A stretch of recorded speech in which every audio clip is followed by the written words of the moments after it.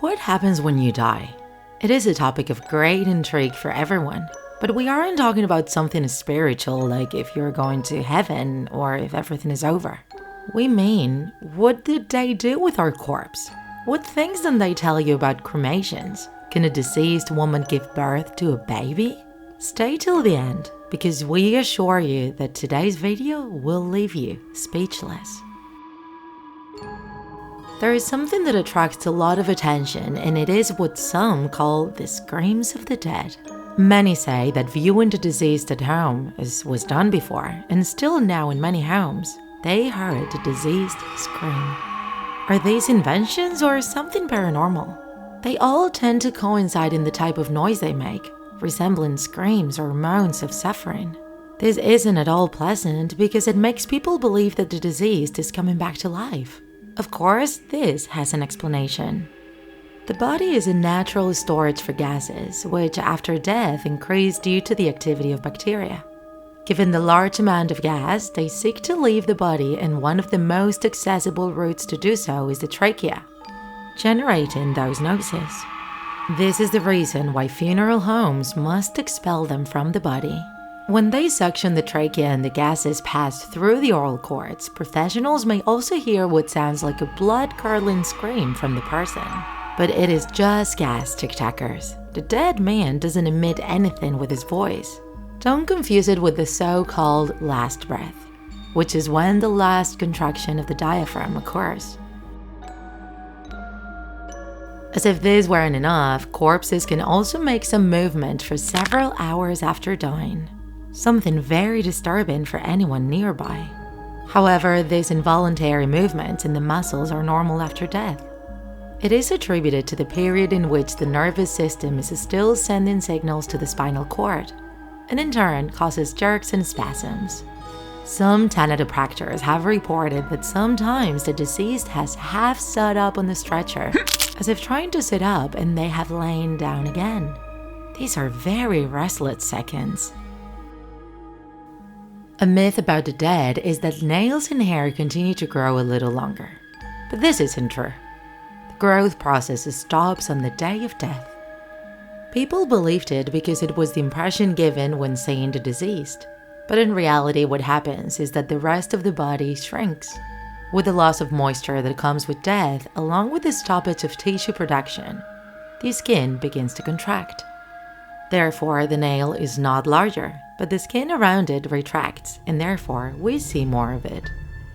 As for the hair, such as the beard, which is an area where we can best see the difference in size, it may be that on the day of his death, a man had a one-day-old beard, and then it appears that it has grown a few millimeters. This is also produced by the contraction of the erector pili muscles, which makes them appear longer. Another curious fact is that some male corpses suffer the involuntary elevation of their most intimate part. It is one of the best known post-mortem movements. The heart stops and stops pumping blood, causing blood to concentrate in the lower parts of the body. When placing the deceased standing or laying face down, the phenomenon could occur. Continuing with more curiosities, one of the questions we asked you at the beginning of the video is whether a dead pregnant woman could give birth to a baby. Well, as incredible as it may seem, the answer is yes. And we aren't referring to a cesarean section, but to being able to expel the baby. The scientific explanation is attributed to the aforementioned gases and muscle relaxation. Two factors that together cause the expulsion of the fetus or anything else found inside the body. This also occurs with urine or feces, which are expelled involuntarily after death. A piece of news that made this topic that few knew about go viral was the death of a South African woman who died while she was pregnant. The death of the woman and the fetus was declared, and since other types of protocols were followed there, their cavities weren't sealed and the body was placed in the coffin. When they opened the coffin days later for the ceremony, they discovered that there was the corpse of a newborn baby next to it. The woman had given birth inside involuntarily. Many talked about witchcraft, but it is something with a biological explanation. Death is a topic that for some, it becomes a complete saffron to think about. When will it be? What will they do with me? If there is one thing clear, is that we will not be able to avoid it. In most cases, we will end up in the hands of a funeral home. At that moment, the body becomes the responsibility of the thanatopractor, who will be in charge of preparing the deceased for the funeral. First, any items they have are removed. We aren't just talking about clothing or jewelry, but also other items such as a pacemaker. Once this is done, the entire body is disinfected, including all orifices. To do this, they use a very strong disinfectant. The next step is to loosen the muscles in the neck, arms, and legs that have become stiff due to rigor mortis. For example, if a person has died and has been left with a fist-shaped hand and has a ring that the family wants to recover, if rigor mortis has already set in, the deceased will not open his fist easily. Therefore, the professional must slowly massage his hand and arm several times until he relaxes the muscles and can open his fist. After this, the preparation of the face continues. When we die, a decomposition process occurs. The softer, membranous tissue begins to dry out, and this causes the eyes to begin to sink into the socket. To prevent it from being noticed when the deceased is being watched by his family, they place a piece of plastic with a hemispherical surface just under his eyelids. And between the plastic and the inside of the eyelid, the thanatopractor applies a moisturizing cream. This creates an appearance that the outer skin is hydrated and soft. In addition, they also apply glue to the edge of the eyelid so that they do not open. The next step would be to keep the mouth completely closed. The mouth of the deceased must be sealed to prevent the escape of odors and the spread of bacteria. A person can die in very different circumstances, and in many of them, they may die with their mouth open, and because it is rigid, it is difficult to close it.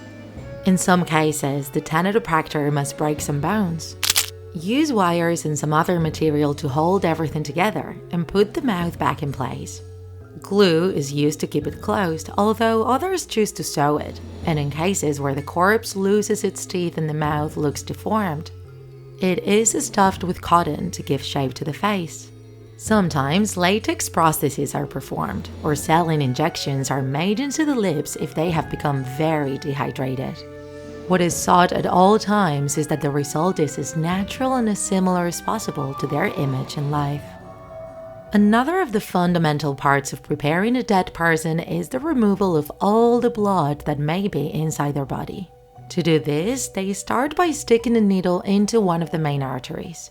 After this, a formula composed of formaldehyde and other chemicals is slowly introduced. With this process, all the blood is drained, little by little, through a syringe that is connected to a valve. At the end, all the blood is left out, and about 2 liters of embalming fluid remain inside the body. This helps the body last longer without breaking down. Thus, at the time of the funeral, it will be in good condition. Afterwards, the embalming of the cavities continues. The professional drains the gases that remain inside, as well as the liquids. These fluids are usually located in some of the deceased organs, such as the stomach, bladder, or lungs. To remove them, an incision is made in the abdominal area, and a tool known as a trocar is inserted, which is connected to a suction pump. The internal organs are then punctured to drain the fluid and replaced with embalming fluids. In addition, other orifices such as the anus, vagina, ears, or nose are also filled with cotton to prevent body gases from escaping or the proliferation of bacteria. If the deceased was an organ donor, the extraction wouldn't be performed here, but in a hospital, or also at the university if they are donated for science. They must extract it as soon as possible and preserve it in other types of substances. If the family wants to bury the rest of the body, they place padding in the abdominal structure and sew it up. They do it with care and respect to deliver it in the best conditions. Continuing with the funeral home process, the next step is the final preparation of the body for the funeral. This is one of the most important parts of how a deceased person is conditioned, since it is the image that the family and friends of the deceased would be able to see. For aesthetic treatments, materials such as foundations, powders, concealers, lipstick, gels, and many varieties of makeup elements in general are used. The main thing is to give expressiveness to the face, in addition to looking for an appearance of vitality. The professional begins the process by drying the entire body and hair, arranging it so that it is well prepared. They even shave the man if necessary.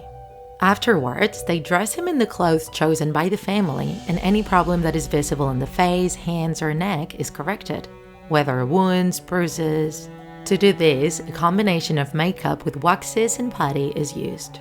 The latter is very useful to cover injuries or cuts. The skin tone of the deceased is no longer the same, so with several layers of makeup base and concealer, they manage to give it a tone similar to that of a living person. In the case of people who have died from asphyxiation, the skin takes on a blue tone, so they must use heavy makeup to counteract the real color. Something curious is that the deceased have fewer wrinkles on their faces, and it is because when the muscles relax, facial wrinkles are attenuated. It's not because they injected him with Botox. The makeup is good, but not miraculous. Finally, they place the deceased in the coffin, arranging his head, neck, arms, and legs in a natural position, which gives the sensation of resting and without pain. The best known way to say goodbye to our deceased is through a burial. The ritual in which the body of the loved ones is placed in a coffin that is placed underground or in different types of niches in cemeteries. However, it is also very common for family members to choose cremation. Although we can summarize the process as in which the human body is reduced to ashes, we have been informed through various articles and testimonies to tell you what is not talked about. For cremation, special large ovens are used with temperatures of around 900 and 1000 degrees Celsius to achieve maximum disintegration of the body. And we say the maximum because we believe that in this process the entire body was reduced to ashes in the oven. But from various testimonies of thanatopractors on social media, it seems that this is not the case, because at the end of the process there are still several bones inside.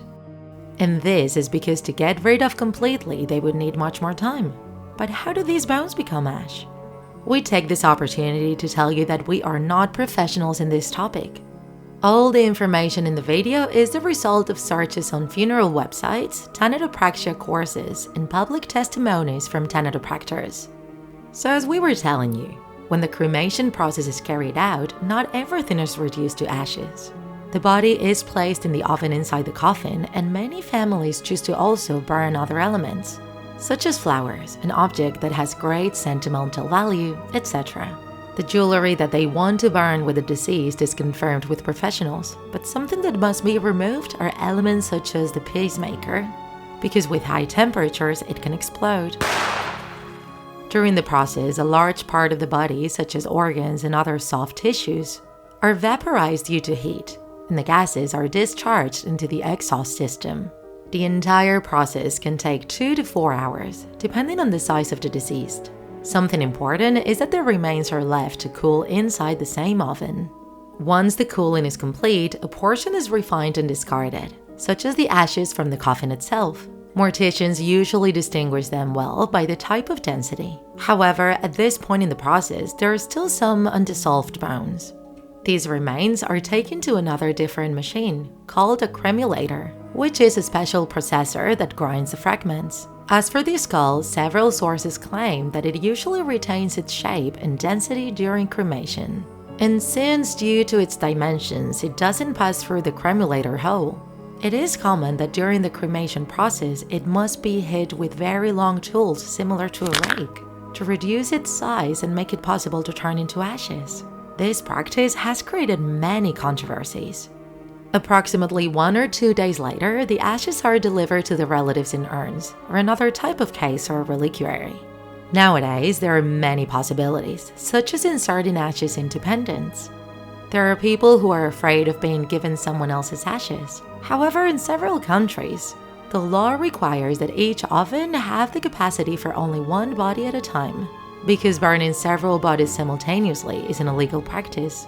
In addition, a cremation certificate must be provided that certifies the identity of the remains. The only exception to cremation of more than one body would be that of a pregnant mother and her child. Something that has surprised us is that at the time of cremation, the deceased can make certain movements on their hands, fingers, or knees.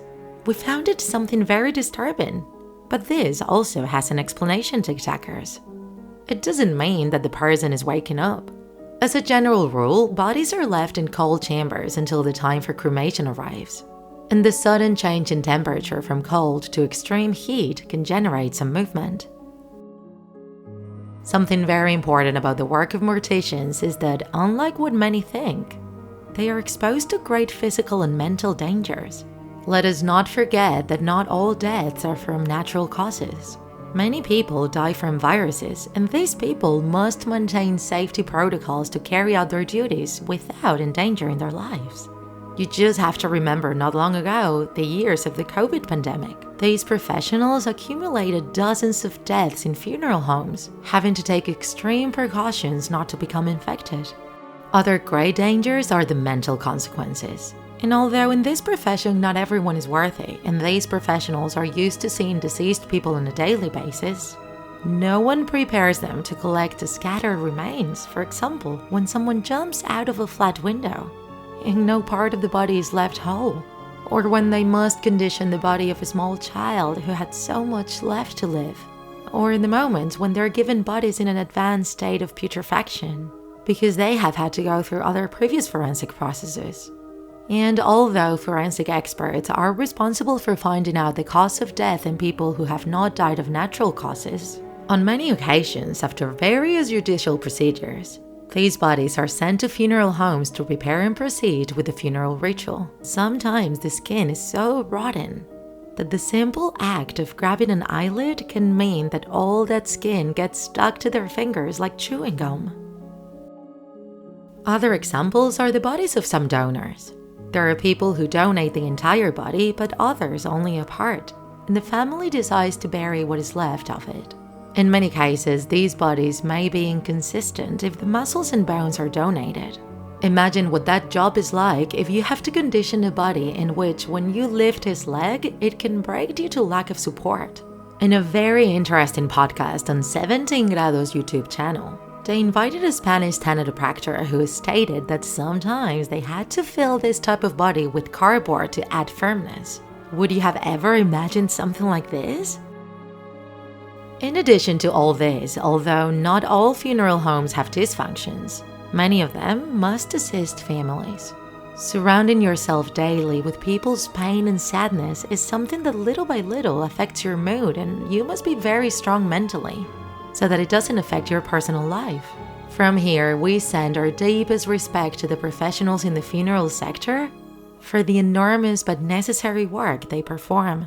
Surely the procedures we have described change from one funeral home to another, and especially depending on the country and culture.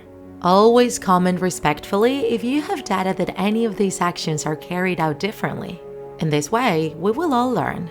We want to know your opinion.